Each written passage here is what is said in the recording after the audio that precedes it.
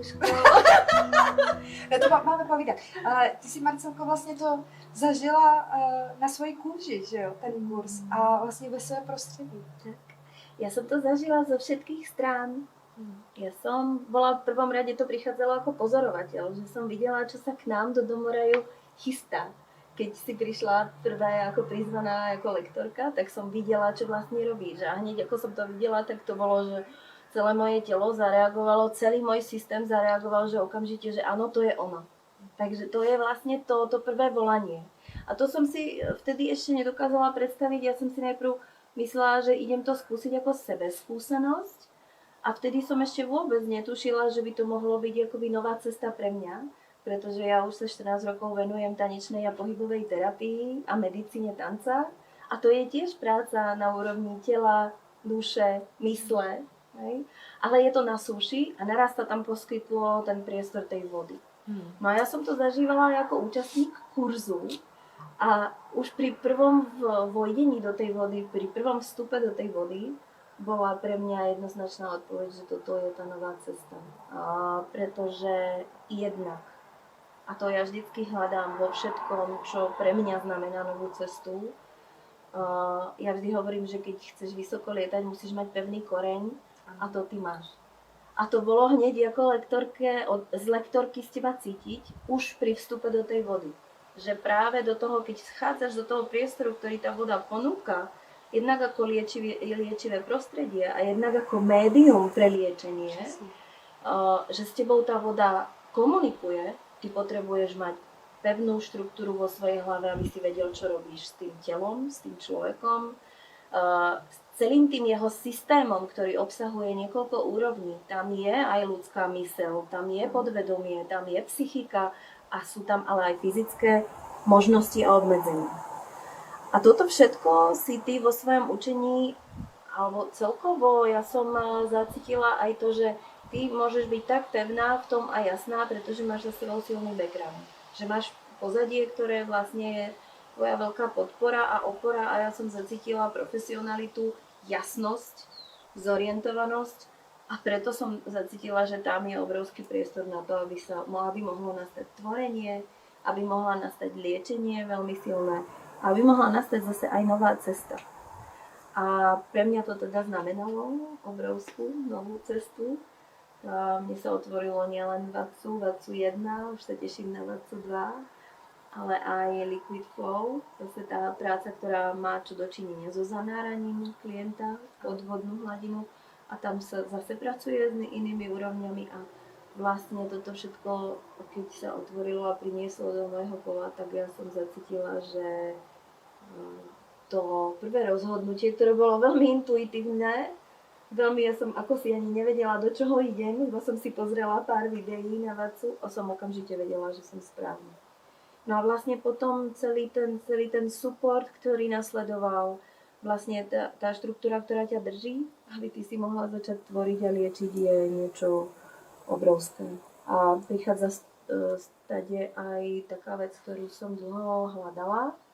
A jestli to teda niekto z vás ako cíti, že potrebuje ďalšiu novú cestu, kde je určité vzdelanie, lebo je to vzdelávací program, ten systém rozhodne je. Zároveň je to vlastne pre teba ako podpora pre oveľa väčšie otvorenie, ale aj v práci, v ostatnej terapeutickej práci. Ja som si všimla, že i moja práca tanečnej medicíny a teda pohybovej je obrovsky obohatená o vlastne znalosti, kde som zrazu uvidela, ako to telo funguje, ako reaguje, ako ten parasympatikus, sympatikus vlastne spolupracujú a čo potrebujú na to, aby vzájomne prepínali. To bolo pre mňa jedno, vieš, keď to robíš ako intuitívny tanec, tak ty to intuitívne cítiš. Ale keď zrazu tomu rozumieš, tak predsa len myseľ je naša dôležitá súčasť, ktorá týmto pádom dostala obrovskú akoby tú istotu, background, ten bezpečný priestor. Takže rozhodně. Tvoj kurz, já myslím, že se tady rovná bezpečný priestor. Bezpečný priestor, jo, tak to krásně mi to jako nahrává na to, co tam vlastně ještě nebylo řečeno, že i úkolem toho lektora, instruktora je udržet ten bezpečný prostor, aby se ty věci mohly dít a aby ten učební proces vůbec jako takovej se mohl dít. A bez toho držení prostoru to zkrátka není možný. A proto mi teď nabíhá na mysl takový úplně jako jiný slovo. V podstatě by jsem úplně vyměnila lektora, instruktora, i toho terapeuta za slovo průvodce. A čím dál tím častěji, už jako v těch terapiích, když dělám individuální terapie, přichází klienti zvenku, přichází si, já se vždycky ptám, co je vaše zakázka, s jakou přicházíte, co je ta zakázka na těle a co je ta zakázka na duši. Pro některé lidi je to velmi těžká otázka. Nevědí moc dobře, na co se jich ptám, někteří jakoby vědí, ale tak stačí to jenom trošičku upřesnit. Dobře, tak kde se ve vašem těle hromadí napětí? Jaká část vašeho těla potřebuje v tuhletu chvíli větší jako péči? Krom toho, že vedle potřebujeme jako terapeuté zjistit samozřejmě i nějaká jako omezení, indikace, kontraindikace, mít v tom jasno, abychom pracovali i bezpečně s tím člověkem, tak i tyhle jejich zpětné vazby a to, aby si nacítili sami sebe, je v tom procesu průvodcování velmi důležité. Takže to je průvodcování individuální a potom je to být v roli toho průvodce celé té skupiny. A to je prostě wow. To je úžasné. To je úžasný, pokaždý je to jiný, pokaždý je to nádherně obohacující pro všechny ty zúčastněný. A my tam máme prostě ještě jako jeden bonus navíc. V tom bezpečném prostoru, v těch zážitcích, v těch prožitcích, v tom tanci, ve kterém my dvě jsme se potkali, což teda je důležité taky zmínit, protože začíná mi to dávat krásný smysl. Svedlo nás to dohromady, vy jste si mě sem nějakým způsobem přitáhli. Já jsem si zamilovala prostředí, ve kterém vy působíte, ve kterém ty, Marcelko, provádíš svoji taneční medicínu zase s dalšími skupinami vlastně žen a lidí.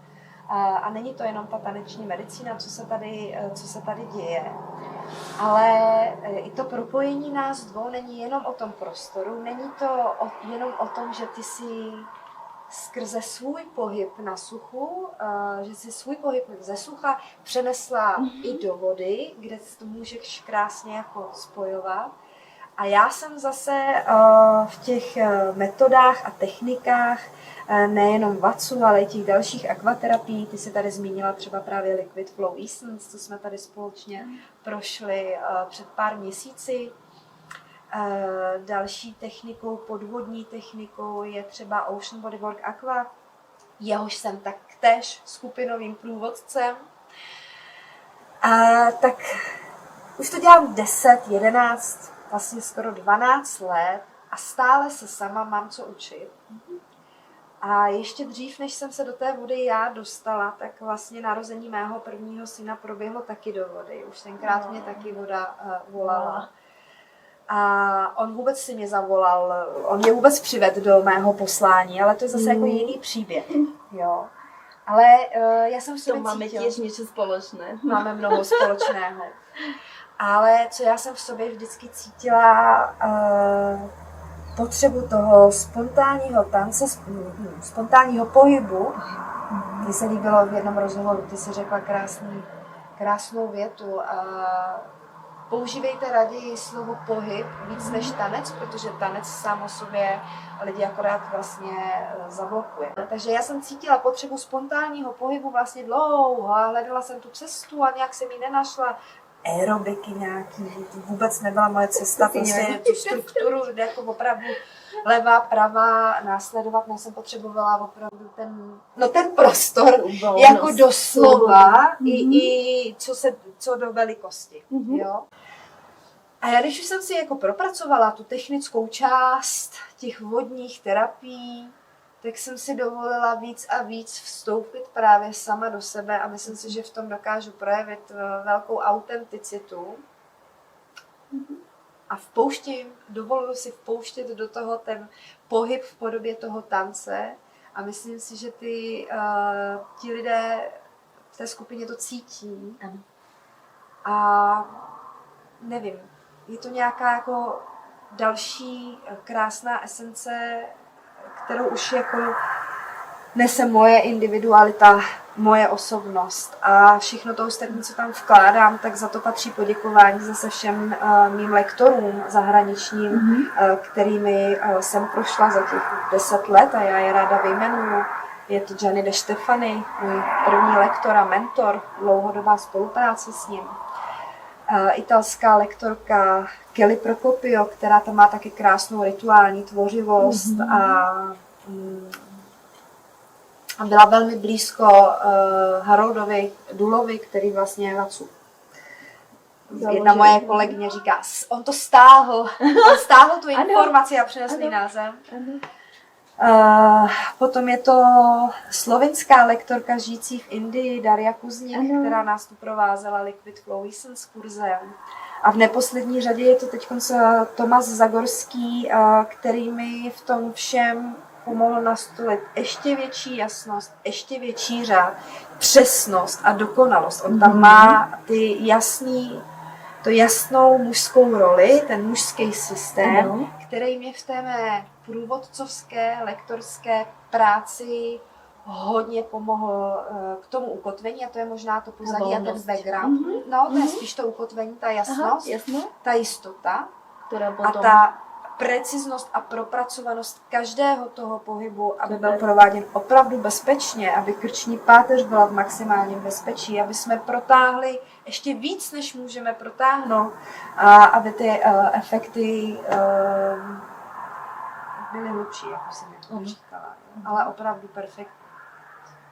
Takže jak jsi hovorila o tom bezpečnom priestore, ty si to tak na začiatku pekne pomenovala a mne tu prichádza obrovská vďačnosť.